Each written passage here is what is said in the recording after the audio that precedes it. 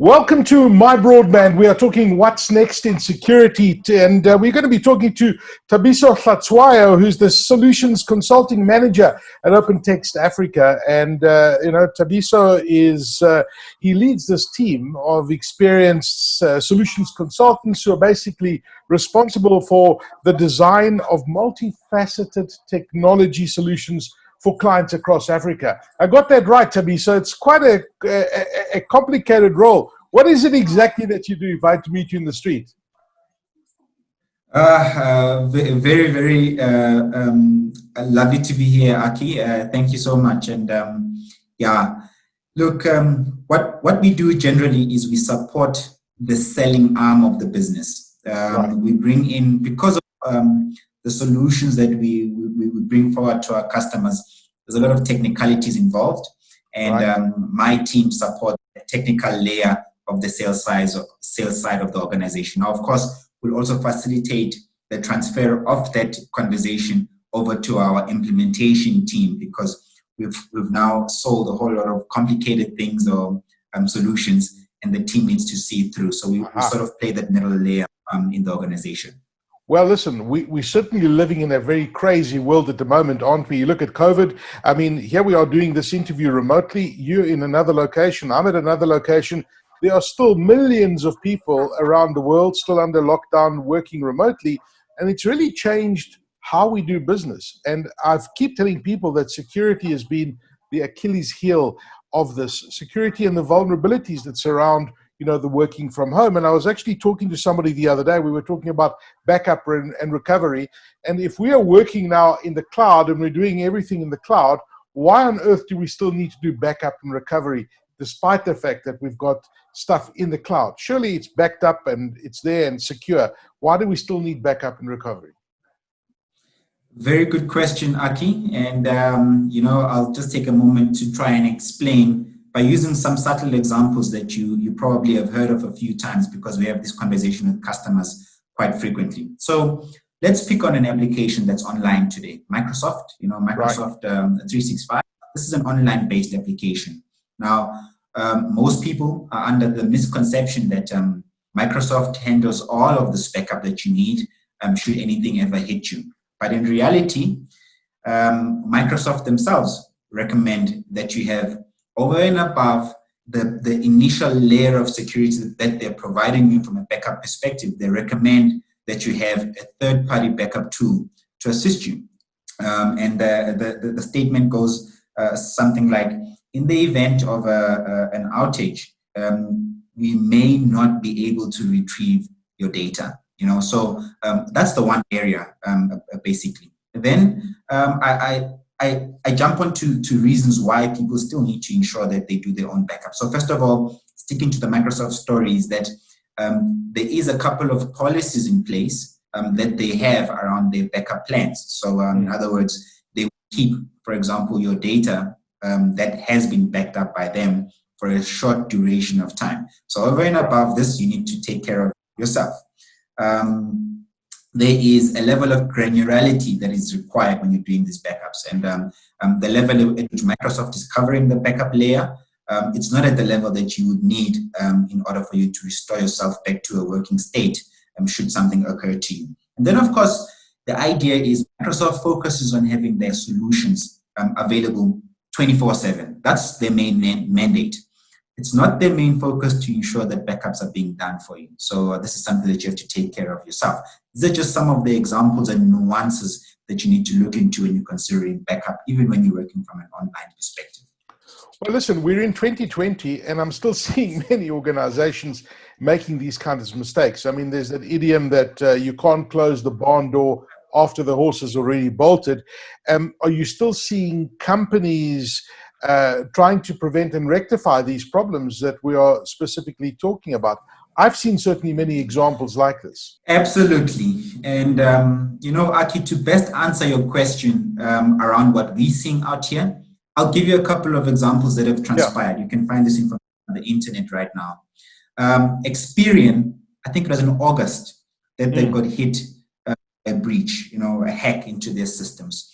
And it was reported that some 24 million records were actually affected from this hit. Now, Yes. this is an example of what happens when you try to chase a problem once it's already come into the organization of such. The consequences of this breach is, first of all, you're now facing impersonators. These are people who will pose as one of the 24 million records in dealing with other institutions. This means that suddenly you've got people who are able to get loans, credit checks, credit things done, etc., on behalf of somebody else. And there's no way for that particular institution to know that this is truly not Aki that we're dealing with at this point, because of this personal and sensitive information that would have been shared. There's also an issue of reputational damage. This is something you might never ever be able to recover from. So if you think of Experian, they provide credit checks facilities from our large financial sectors, the banks, some financial houses, etc. Now, Yes. if I'm sitting in a financial sector and I have to choose a partner to provide this service for me, following this type of an incident, I would really need some convincing to go with somebody like an Experian to continue doing business with them. So the reputational damage is almost irreversible as a result. And then finally, there is legal implications. Now, it was the 1st of July that the government announced the release and the chase of compliance from a POPI perspective. Yeah. This automatically tells you that there is a steep conversation that's about to take off in the next 365 days as of the 1st of July, with all organizations ensuring that the protection of personal information is taken seriously. So with all of these things said, you can imagine the type of exposure you have once you let the gate open and you have something hit your network before. So basically, what we're seeing since the increase of these people working from home is there's a need for organizations to have a strong investigative tool to support them once it has hit them. So Experian right now is trying to find where the problem came from, how it came about, and how they can fix it going forward. So these are investigative tools which are part of the security armory that you need to maintain as a result. But we're also seeing organizations move towards a single source vendor that can provide all of these areas of protection for them to ensure that they've got one throat to choke as a result. So these are the typical trends that we've seen since these types of situations. Very interesting. And I'll tell you, I'm petrified of POPI because, I mean, the responsibility and the onus lies right at the top of the organization. And if you get it wrong and there's a lapse like this, the fines are enormous, and we're talking about criminal records. You don't want to get into that kind of space. But OpenText as a company is quite interesting. You guys bought in December, if I'm not mistaken, you bought a company called Carbonite and WebRoot, for example, very much in the cyber resilience space. Now we hear a lot about the terminology cyber resilience. You've kind of touched on it now. What exactly is cyber resilience? Fantastic, Aki. That's a very good question, and this is one of our this is one of the mottos we live by at OpenText. Indeed, following the acquisition, this is one of the things that we've been focusing on with most of our customers. And maybe to answer your question, I start with at least just explaining the definition of cyber resilience. You mean yes. the refers to the ability to continuously deliver the intended outcome of your organization, no matter the cyber threat that has hit you. That's what the message is about. It's your ability to continue to do business. If I take this into context, Aki, gone are the days where cybersecurity was just around you protecting the perimeters of your organization. Making sure that you're protecting what's within your firewall because of the very same of COVID and the increase in people working from home.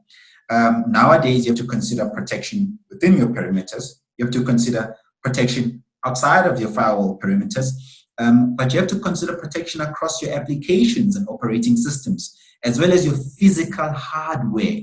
So because of these things, we're seeing a rise in focus on security. So if you think of cyber resilience, think of your organization's digital fitness. I go to gym And I'm using this as an analogy for you to see No, you the show fact that you cycle as well. You cycle as well, and you're making all of us who didn't go to gym during lockdown look stupid right now. Well, you need to beef up your security, Aki. 100%. If you consider fitness, there's multiple assets to it. There's your diet, there's your exercise, there's a need for you to rest, etc. Just like a network, you ensure that you're covering all of these bases. Otherwise, the whole concept of what you're going through is not going to fly. One loophole is enough to basically knock you off the ground. Now, finally, if I'm closing with regards to this, if we look at the fact that as OpenText, we aim to strengthen the resilience of the organization by offering a whole layers of security for an organizations, both stemming from protection of their endpoint devices from the end user state perspective, as well as helping them recover the data should anything happen, God forbid, to their data. And we've seen this with organizations all over the world. We're working with OpenText themselves directly have implemented the solution, but we're also seeing this, for example, with one of the large motor car manufacturers in America, who have also gone with a similar approach. Yeah. No, I mean, it's fascinating, because when you look at it, I like the way you put it in as layers, because we really are operating very differently to what we were pre-March, right? So you need to beef up and you need to add those different layers to make sure that you're covered. Otherwise, you're in big trouble. And it's really quite evident. I mean, the timing of these acquisitions couldn't have been better. In December, when you bought these two companies, look what's happened since then. And, talking to many security experts, every single person will tell you the Achilles heel of working from home and this new way of working globally because of COVID-19 is security. And you just have to look at the amount of phishing attacks that are taking place, the amount of ransomware attacks that are taking place, the amount of hospitals that have been hit by ransomware attacks. Does this kind of correlate with what you're seeing in a sharp increase of these kind of attacks since we've seen COVID-19 increase and people working remotely, etc.? Brilliant question, Aki. And I'm going to echo on some of these examples that you've used. I mean, with people spending more time at home, we've seen an influx in them engaging with the streaming services, the likes of the Netflix and the YouTubes, etc. And they're doing this using their work or corporate devices like your laptops, your iPads, etc. Now, I'm dig into a couple of statistics to give you just how astronomical this impact has been since March. In March alone, the phishing targets that have hit our famous YouTube streaming service are well over 3,000%, Aki. This is a real statistic that we've been tracking, and that's how we're able to report on it. And if I look at another popular streaming service, Netflix, we've seen that the phishing attempts between March and July alone have gone up 640%. So it tells you that there is numerous attacks that are being launched against these organizations. And so people need to be extremely cautious. Now, if I bring it home, recently it was in October that we heard that the city of Joburg, COJ, was hacked by a group of people called shadow kill hackers, who actually were holding ransom the information and basically wanted to for COJ to pay a fine in a form of Bitcoin in order to release this information. Now, what did this do to COJ specifically? It's all over the news. COJ had to shut down the systems globally for 24 hours. Now, this is a big challenge for any organization. You have to shut down your systems for a duration of so many hours. So that's the trend. So basically, Aki, again, the idea is for organizations to consolidate their backup plans and to ensure that their collaboration strategies, they still need to communicate while they're at home with to to make sure that they're doing this on a secure platform. And typically you want to have a single vendor providing this for you. Talk to me about business continuity, because business continuity is a very interesting thing. Once you get hit, you've got to be able to pick up the pieces, do the damage control, etc., and the business needs to continue. Now, with a backdrop of COVID-19 and people working remotely and some people working in the office, and you've got people all over the place, how does this impact business continuity in, with the backdrop of what we're talking about? Has anything changed with business continuity? Well, certainly, Aki. I'll say, starting off with just looking at our country, 59% increase in people working from home. So certainly this is going to impact business continuity heavily. The need to protect those employees from wherever they're connecting from has increased. And what we're telling organizations, I mean, this is not a new concept, business continuity. It's something that's been there forever, except now being hit from different angles because of COVID-19 and working from home. So what we're seeing today and what we're asking for organizations to prepare themselves in response to all of this is to ensure that they take probably the following 4 major steps. Number 1, ensure that you update your software regularly, update your systems regularly. The fact that organizations will release patches and updates is as a result of perhaps somewhere else in the world having been picked up a breach or a possible leak that can expose you. So hence the need for you to make sure that you're staying up to date with all the softwares. Number 2, something could happen, and as a result, you need to have a strong backup plan in place in order to make sure that you can retrieve your data in case something goes missing, in case someone gets into your network, and be able to get back to a state of operational excellence as soon as possible. Now, an example, when I joined OpenText in January, my car was jammed and my laptop was then stolen out of the boot of my car.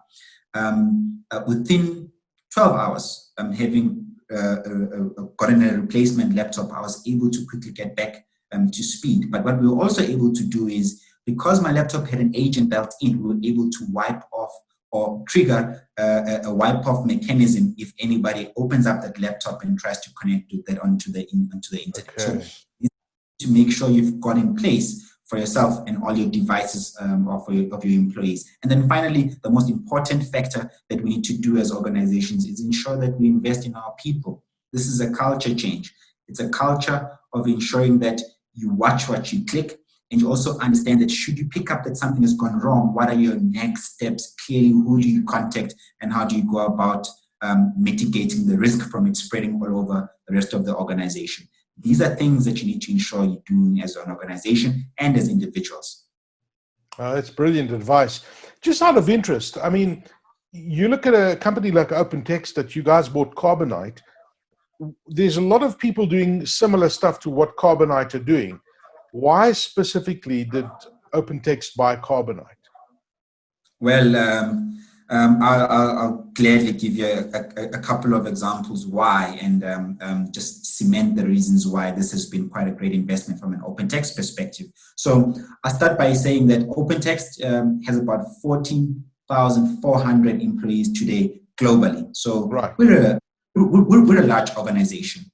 And while we all spread across these different organizations, we concluded the acquisition of Carbonite in 2019, which doesn't leave us a lot of time between 2019 and when we got hit by COVID. But during that time, to give you an example, we were able to deploy across all of our organization's employees, remotely deploy the Carbonite solution onto all of them, so to heighten security in the organization. And the reasons for doing this, or rather why we went with the Carbonite offering, is the time it took us to deploy this. We were able to do this very quickly across all of these countries and all of these employees. The ease of the deploy, nobody had to do anything from an end user perspective. It was all handled by the head of IT in our organization, and it pretty much ran there like a silent baby at the back without anybody even noticing what was being done, basically. There's also a huge focus. We're a data organization. You know, we specialize in managing data and information, etc. One of the things that we pride ourselves in is ensuring high security and integrity. So we needed to have something that's got strong encryption, and Carbonite checked all of these boxes. Yeah. So I would say the relationship and how we view Carbonite as an organization is it's a great investment, but it's also top of the shelf in terms of security for our clients. Okay, makes perfect sense. Gee, you got a lot on your hands there, Thabiso. I mean, this world is a crazy place at the moment, and you've certainly highlighted how important security is and the different layers. And you know, you've actually pointed out to me some of the stuff that we kind of miss. You know, we think it's there, but it's not always there. We need to check, double check, triple check. You just cannot afford to take chances in the world that we're living in today. Fascinating chatting to you, Thabiso Hlatshwayo, Solutions Consultant Manager for OpenText Africa. Thank you for your time, and thank you for that security advice. I've certainly learned a lot of things, and I'm going to be applying a lot of things. I mean, a silly thing, for example, Thabiso, is the patches. You know, I just as you were talking, I said, I haven't checked and applied patches for the last 2 weeks, and they're coming in so frequently that you cannot afford to miss them. You know, you miss one patch, it could be destructive. Exactly, Aki. You know, it's these little things that we don't take notice of, where someone is sitting there watching these networks and they're able to see exactly who's susceptible to be yes. broken into. They'll seize the opportunity to attack. So you need to ensure that you're covered at all times. You need to ensure that your employees are covered at all times, because the breach will most likely come through one of your employees into your network. And yeah, it's a real pleasure talking to you, Aki. And as an organization and as a representative of OpenText, I look forward to having further chats with some of the clients who might pick this up and want to chat to us going forward. Thank you very much. Looking forward to it, Thabiso. You take care of yourself, and good luck going forward.